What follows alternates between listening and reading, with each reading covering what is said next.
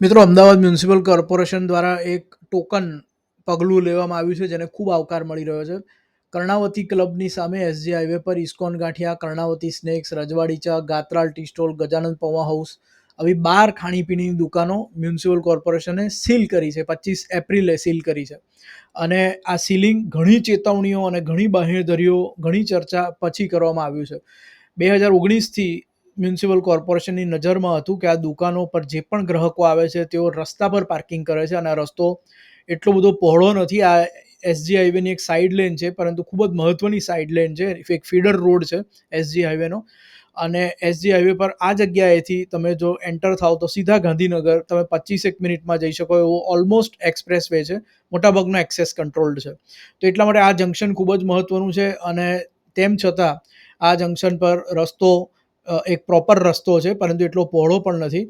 અને આ રસ્તા પર સતત ટ્રાફિક જામ રહે, કારણ કે અહીં 12 જેટલી દુકાનો આવેલી છે કે જેના તમામ ગ્રાહકોના વાહનો દુકાનની બહાર રસ્તા પર પાર્ક થાય છે. 2019થી મ્યુનિસિપલ કોર્પોરેશન આ દુકાનદારો વચ્ચે વાતચીત ચાલી રહી છે. તેમણે નોટરાઇઝ બાંહેધરી પણ આપી છે ભૂતકાળમાં કે અમે વાહન રસ્તા પર પાર્ક નહીં થવા દઈએ અને નજીકના પ્લોટમાં તે જાય એની વ્યવસ્થા કરીશું, માણસો ઊભા રાખીશું. પરંતુ આમ છતાં અગાઉની તમામ નોટિસો, બાંહેધરીઓ અને તેમ છતાં આ રસ્તા પર આ દુકાનોમાં જે પણ ગ્રાહક આવે છે એમના વાહનો બિલકુલ રસ્તા પર પાર્ક થતા હોવાથી ટ્રાફિકને જબરજસ્ત ઓબ્સ્ટ્રક્શન થાય છે. મિત્રો, આ માત્ર અહીં નથી થતું, અમદાવાદમાં ઠેક ઠેકાણે થાય છે. દુકાનદારો દુકાન ખોલીને બેઠા હોય, પરંતુ એમના ગ્રાહકોના વાહન રસ્તા પર પાર્ક થાય. રસ્તા પર પાર્ક થાય એટલે લગભગ અડધી લેન રોકી દે, એક લેન રોકી દે. અને વાહન જ્યારે ત્યાંથી બહાર નીકળે અથવા એન્ટર થાય પાર્ક થવા માટે, ત્યારે પણ એક લેનથી વધારેની જગ્યા તેઓ રોકી લે. અને આ પાછળ આવતો આખો જે ટ્રાફિક છે ઓબ્સ્ટ્રક્ટ થાય, ધીમો થાય.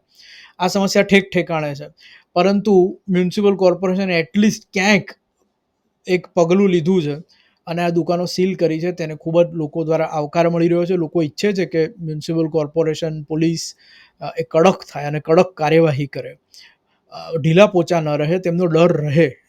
જે પણ ઇલીગલ પ્રવૃત્તિ કરે છે કે આ રીતે રસ્તા પર પાર્કિંગ કરે છે, દુકાનદારો કોઈ ઓલ્ટરનેટિવ વ્યવસ્થા કરતા નથી. મિત્રો, આ સમસ્યા ઘણે ઠેકાણે છે. દુકાનદારોએ બહાર પાર્કિંગ સ્પેસ હોય તો તેની જગ્યાએ મોટો ઓટલો બનાવી દીધો હોય, એ ઓટલા પર પાછા ખુરશી ટેબલ ગોઠવીને ખાણીપીણી ચાલે, ગલ્લા મૂકવામાં આવે, ખાણીપીણીના ગલ્લા મૂકવામાં આવે અને વાહનો રસ્તા પર પાર્ક થાય. અને રસ્તાની અડધી લેન, એક લેન, ઘણી જગ્યાએ એક લેનથી પણ વધારે જગ્યા રોકાઈ જાય. મુખ્ય 4 રસ્તાઓ હોય ત્યાં પણ આવી પરિસ્થિતિ છે, પરંતુ કોઈ પણ પગલાં લેવામાં આવતા નથી. તેવામાં પગલાં લેવામાં આવ્યા છે, પરંતુ આ સીલિંગ કેટલા દિવસ રહેશે?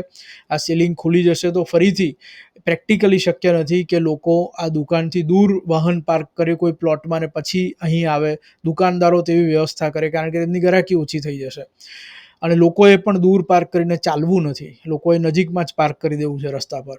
તો આ પરિસ્થિતિમાં સીલિંગ ખુલશે પછી અહીં યથાસ્થિતિ થઈ જશે કે પરિસ્થિતિ સુધરશે, અને કેટલા દિવસ સુધરશે એ પણ પ્રશ્ન લોકો પૂછી રહ્યા છે.